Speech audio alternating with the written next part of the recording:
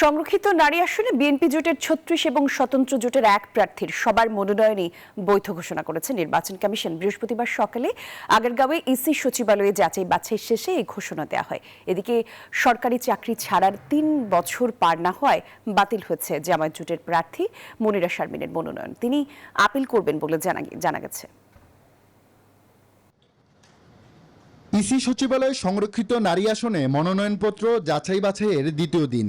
BNP জোটের ৩৬ প্রার্থী এবং স্বতন্ত্র জোটের এক প্রার্থীর হলফনামা সহ আনুষঙ্গিক বিষয়ে পর্যালোচনা করে নির্বাচন কমিশন।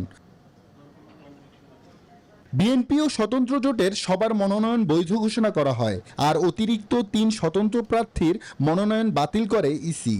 বিএনপি এবং জোট থেকে ৩৬ জনের একটি তালিকা দেওয়া হয়েছিল। ৩৬ জনের তালিকা এটা গৃহীত হয়েছে। জামাতে ইসলামী যে জোট, ওই জোট থেকে ওনারা ১৩ জনের মনোনয়নপত্র জমা দিয়েছিলেন, সেখানে ওই একটি অবশিষ্ট ছিল। ১২টি বৈধভাবে গৃহীত হয়েছে, আর একটি আজকে যে আমরা ঘোষণা করলাম যে এটি গৃহীত হয়নি। সংসদে গিয়ে দেশ গঠনে ভূমিকা রাখার অঙ্গীকার জানান মনোনয়ন প্রাপ্তরা। তরুণরা যে চোখে বাংলাদেশ দেখতে চায়, তাদের সেই স্বপ্ন এবং আমাদের পুরনোদের অভিজ্ঞতা দুটোর একটি সমন্বয়ে চমৎকার বাংলাদেশ উপহার দেব। ফিমেল এম্পাওয়ারমেন্টের জন্য কাজ করে যাব, বিশেষ করে ফিমেল এডুকেশন, ফিমেল হেলথ নিয়ে কাজ করব।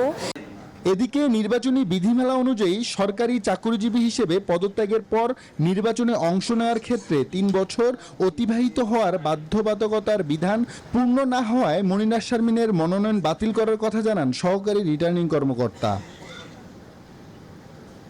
তবে ১০ম গ্রেডের চাকুরিকে কেন্দ্র করে নেওয়া কমিশনের সিদ্ধান্তকে প্রত্যাখ্যান করেন মনিরা শারমিন, যার বিরুদ্ধে আপিল করার কথা জানান এনসিপি নেত্রী। আমি আইনের প্রতি শ্রদ্ধাশীল, তবে এই আইনের ক্ষেত্রে আমার মনে হয় যে আসলে এই লাভজনক পদ এবং উচ্চপদস্থ কর্মকর্তা বা এইটার যে স্পিরিটটা আইনের, সেই ক্ষেত্রে এটা আসলে পরিষ্কার করা প্রয়োজন। চাই যে আমার আসলে এখানে একটা আপিল করব এবং এটার একটা শুনানির একটা সুযোগ আমি চাই। মনোনয়ন বাতিলকৃতরা ২৬ এপ্রিল আপিল করতে পারবেন, যার শুনানি অনুষ্ঠিত হবে আগামী ২৭ ও ২৮ এপ্রিল। আব্দুল্লাহ মামুন, নিউজ 24, ঢাকা।